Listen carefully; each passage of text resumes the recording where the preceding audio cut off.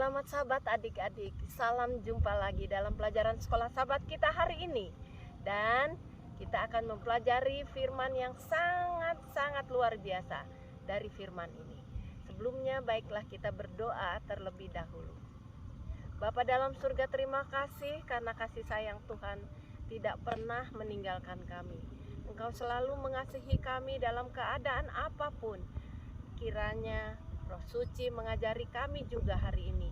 Sementara kami belajar dari firman-Mu, biarlah kami boleh mengerti dan beroleh kuasa untuk melakukannya di dalam kehidupan kami.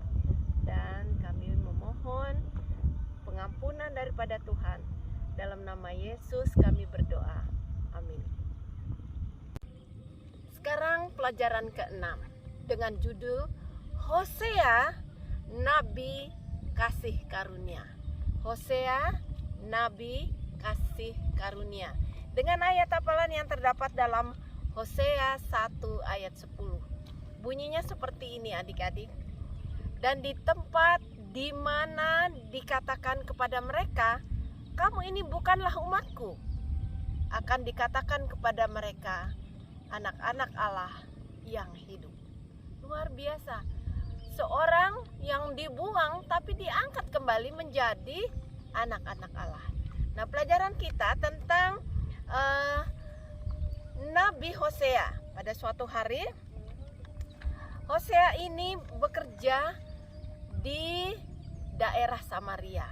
Nah, kamu tahu Hizkia sebelum dia memerintah, Hosea telah dipanggil memberi amaran yang sangat tegas kepada raja yang jahat, yaitu Raja Ahab dan istrinya. Mereka itu menyembah berhala. Mereka itu tidak mau mengenal Tuhan. Mereka membuat sesuka-suka hati mereka. Kalau ada yang mereka tidak suka, mereka bunuh. Mereka mempersembahkan bahkan manusia sebagai persembahan kepada Baal mereka. Itu membuat hati Tuhan Allah menjadi sangat sedih dan memerintahkan Yehu untuk membunuh semua keturunan Ahab yang jahat itu. Tetapi Yehu bahkan lebih jahat lagi daripada Ahab. Dan pada waktu cicit Ahab yang namanya dan pada masa pemerintahan Yerobeam II, bangsa ini benar-benar meninggalkan Tuhan. Tidak mau mendengar kata Tuhan saja mereka sudah menolak. Dan orang hanya mementingkan diri. Mereka hanya mementingkan kekayaan. Mereka hanya mementingkan kesenangan-kesenangan mereka sendiri. Dalam saat-saat yang paling menyedihkan ini, Hosea dipanggil. Hosea, Allah berkata, pergi sekarang kamu, pergi ke tempat pelacuran. Di sana ada seorang yang bernama Gomer. Panggil dia menjadi istrimu. Benar, Hosea orang yang jujur ini tidak mau menolak perintah Tuhan. Dia mengambil Gomer dari tempat pelacuran menjadi istrinya. Bangsa Israel yang mengetahui tugas Hosea menjadi bertanya-tanya, kenapa istilahnya seorang pendeta sekarang disuruh mengambil seorang dengan reputasi yang tidak baik. Setelah itu Hosea mempunyai anak yang pertama, namanya Jezreel. Nah, mengapa ada arti nama itu?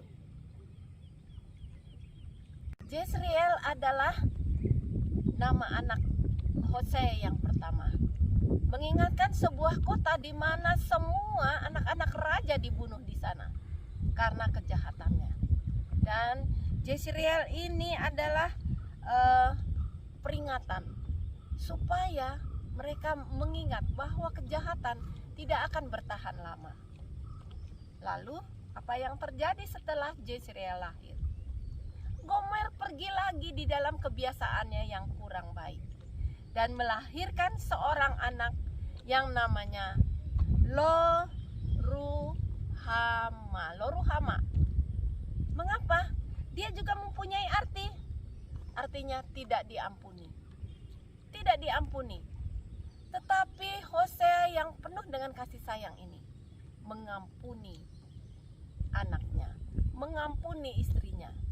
Dia menggambarkan betapa Allah mengasihi kita walaupun keadaan kita tidak baik atau dalam keadaan yang sangat berdosa.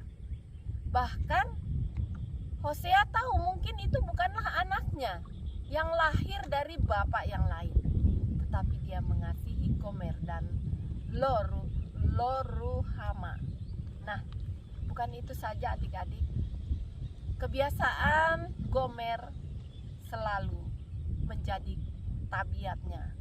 Dia pergi lagi kepada kebiasaannya dan melahirkan seorang anak yang namanya Lo-ami. Lo-ami artinya, kamu ini bukan umatku, aku bukan Allah. Kamu ini bukan umatku dan aku bukan Allah. Lo-ami, tapi dengan keadaan yang kurang baik seperti ini pun, anak itu dikasihi Hosea dengan penuh kasih sayang. Barulah bangsa Israel mengerti mengapa Allah menyuruh Hosea untuk mengambil Gomer sebagai istrinya, melambangkan kehidupan bangsa ini yang jahat, keadaan mereka yang tidak mau menyembah Allah, tapi Allah tetap mengasihi mereka. Ingat adik-adik, Allah tetap mengasihi mereka. Kamu bukan umatku, aku bukan Allahmu, tetapi kasih Allah tidak pernah berubah. Dia panjang sabar, dia tetap mengasihi kita dalam keadaan apapun. Jadi Hosea menulis pelayanannya, menulis sejarah keluarganya dengan satu maksud, bahwa kasih sayang Allah selalu menyertai kita di dalam kehidupan ini. Kamu yang tadinya dianggap sebagai orang yang bukan umatnya, dan Allah bukan sebagai Allah, tetapi Allah mengampuni kita, menjadikan kita umatnya. Jadi adik-adik, maukah kita terus tetap berdosa sementara Allah tetap mengasihi kita? Tidak kan? Demikianlah cerita Hosea pada saat ini. Agar ini menolong kita untuk mengingat kasih sayang Tuhan dan hidup setia kepadanya. Marilah kita berdoa. Bapa dalam surga, terima kasih Engkau telah mengasihi kami dan mengangkat kami anak-anak yang hina dan berdosa menjadi anak-anak Tuhan kembali dan menyediakan kerajaan surga bagi masing-masing kami. Tolonglah Tuhan agar kami boleh hidup sesuai dengan kehendak Tuhan, setia kepadamu, karena Engkau tetap mengasihi kami dan mau kami untuk kembali kepadamu. Terima kasih Tuhan mendengar doa kami. Biarlah pelajaran Hosea menolong kami untuk menjadi orang-orang yang setia kepada Tuhan. Dalam nama Yesus kami berdoa. Amin. Sampai di sini cerita kita adik-adik. Salam jumpa lagi dalam pelajaran sekolah sahabat kita yang akan datang.